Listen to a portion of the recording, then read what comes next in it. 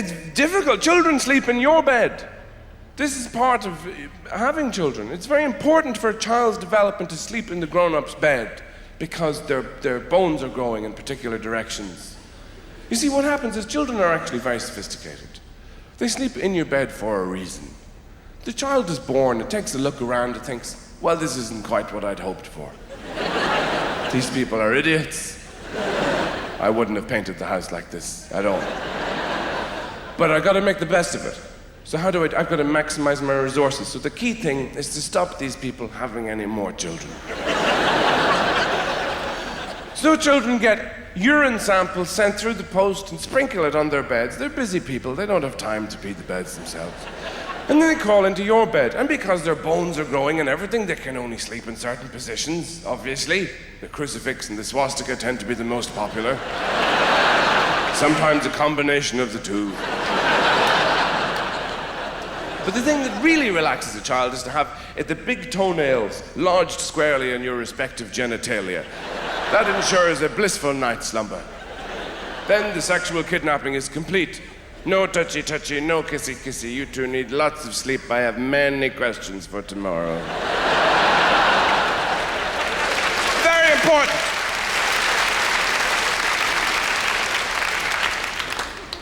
But you lose so much of that natural, human panache that children have. You tell the child to go to bed, and it puts that against what it wants to do, and synthesizes, and says, I hate you. I really hate you. As they're scratching their arse with a toy elephant. Now, if you could retain that sense of self in your adult life, you'd have a totally different experience. At work, telling your boss, I hate you. I scratch you. I really do. Every day is the same fucking shit. I don't know why I keep coming back. Difficult to keep a hold of, though. That's why adults are confused a lot of the time. Adults are terribly confused, messed up people. That's because they forget, really. They don't have to pretend all the time. Really, the fact is, you're not an adult at all. You're just a tall child holding a beer. Having a conversation you don't understand. The Middle East, yeah, I know, it was really bad. Yeah, I wouldn't have done that, yeah. Hysterectomy, very painful. The shoulder is a very painful area. Being intimidated. I get intimidated by men, by other men. We were talking about the driving lessons. Other guys talking in pubs about machines and cars. There's a whole culture of that. They're talking about the granambulator on their whinny whacks of the car. And then they turn to me and go, what kind of car have you got? I go, I don't know, but when I get one, it's going to be a blue one. Men are always intimidating one another, competing with one another. They're more aggressive, I suppose. They did this study, actually, in the University of Chicago with women, and they worked out that the women are incredibly good at reading male faces.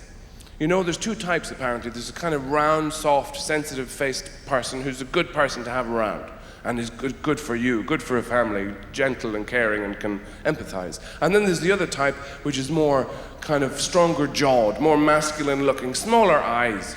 King Kong is what we're talking about here. And this, interestingly, this was the kind of male favored by women for what was called in the study brief relationships. What the fuck is that? One where you don't have to roll your tights down the whole way. What is a brief relationship exactly? No, I'm talking about all this, obviously. I'm talking about children and all that kind of, and jobs, mentioning these things to pretend to you that I have an ordinary life.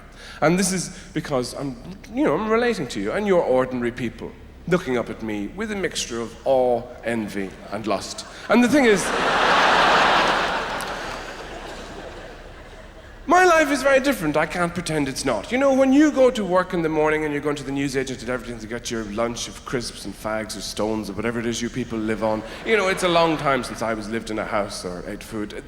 You see all these magazines, because of the times we live in now, the culture, this celebrity stuff, this wall of dreams behind you with, Brad and Angelina and me and everybody else up there looking down on you, making you feel even more ordinary. But what you forget is that we all want to be you. We all want to have, 2.3 children and live in a house where nobody speaks to one another and work in a building society or something. We lie awake at night tossing and turning, masturbating with both hands, with boutique chocolates falling out of our mouths, wishing we could be you living somewhere like Willesden. And it's doubly difficult for me, because I'm an Irish celebrity. That's a very hard gig, you know? Because not many people do it. There aren't very many of them, and none of them are cool. You look at Geldof or Bono or anything, they can't do cool. You put, Bowie or Lou Reed on the cover of Time magazine, of course they look cool, because they can do all that stuff, all those looks. You know, the ones that say, I don't even know you're there, but if I did, I'd ignore you. I'm having people flown in from other galaxies just to come and scratch me. You can't do that if you're Irish because you have the face, and an Irish face always looks like it's been told two very important pieces of information at the same time.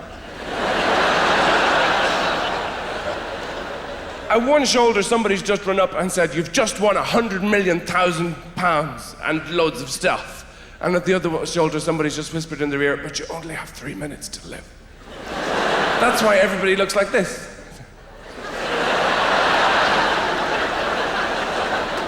All the politicians and everybody you see on television always look like they're just about to pull a ham sandwich out of their pocket. And it doesn't actually belong to them.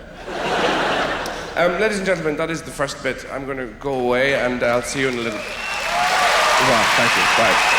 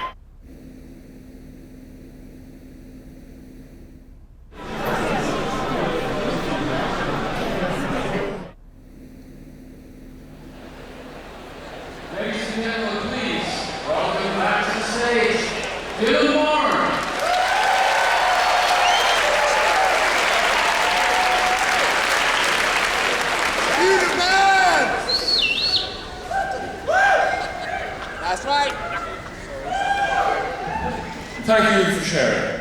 Now, what's that?